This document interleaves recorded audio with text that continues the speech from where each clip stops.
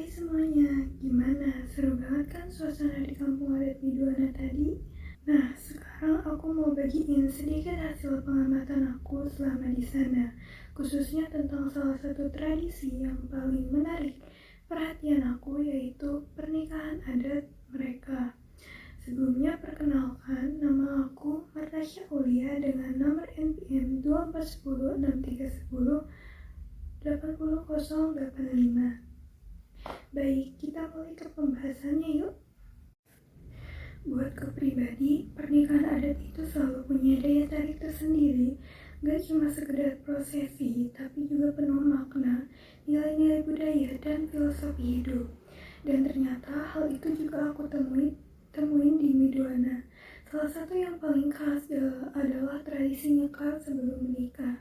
Jadi sebelum akad, calon pengantin harus ziarah dulu ke makam leluhur. Hal ini bukan cuma formalitas, tapi bentuk penghormatan dan permohonan restu pada mereka yang sudah mendahului. Untuk prosesi nikahnya sendiri, masyarakat Miduana tetap mengikuti aturan agama Islam dan hukum negara. Mereka mengenal dua jenis pernikahan. Yang pertama, kawin sirih atau pernikahan secara agama yang biasanya dilakukan dalam keadaan darurat.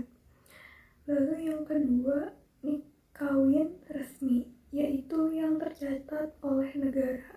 Kalau nggak ada kondisi darurat, tetap harus mengikuti hukum negara sesuai Undang-Undang Nomor 1 Tahun 1974. Lalu mengenai busana, mereka pakai pakaian adat Sunda, tapi pesta atau resepsinya fleksibel banget. Semua tergantung kemampuan ekonomi keluarga, jadi gak ada paksaan buat bikin acara besar-besaran. Dan yang juga penting dan menarik, setiap pasangan wajib punya surat nikah, dan usia minimal nikah itu 19 tahun, baik laki-laki maupun perempuan. Ini menunjukkan kesadaran hukum dan perlindungan terhadap hak-hak pasangan dan anak di masa depan. Lalu dalam adat Miduana, prosesi pernikahan terdiri dari 3 tahapan utama. Yang pertama itu saling mengenal. Prosesi ini terjadi tanpa paksaan ataupun perjodohan. Yang kedua, lamaran atau ngalamar. Biasanya pihak laki-laki datang membawa emas 1 gram atau sejumlah uang sebagai tanda keseriusan. Yang ketiga, pernikahan.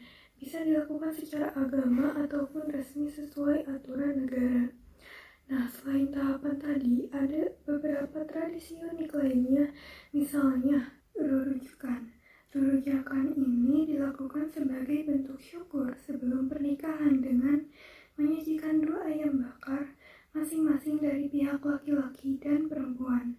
Katanya ayam ini punya makna simbolis sebagai penjaga keselamatan anak-anak mereka nanti.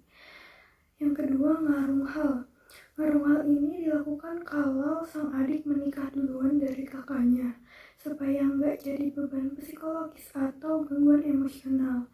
Keluarga harus membakar ayam dan meletakkannya di depan pintu. Kakaknya akan membawa ayam itu keluar, lalu ayamnya direbut teman-teman untuk dimakan bersama. Nah, katanya sih kalau nggak dilakukan si kakak bisa jadi lebih mudah marah. Mistis tapi menarik ya.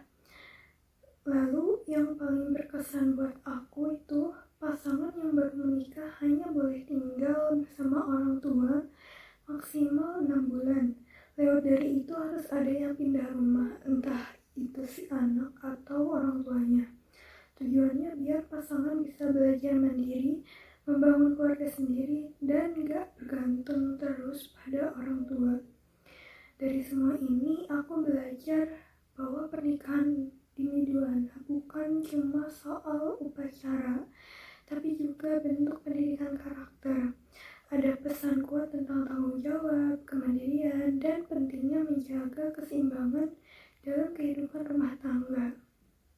Semoga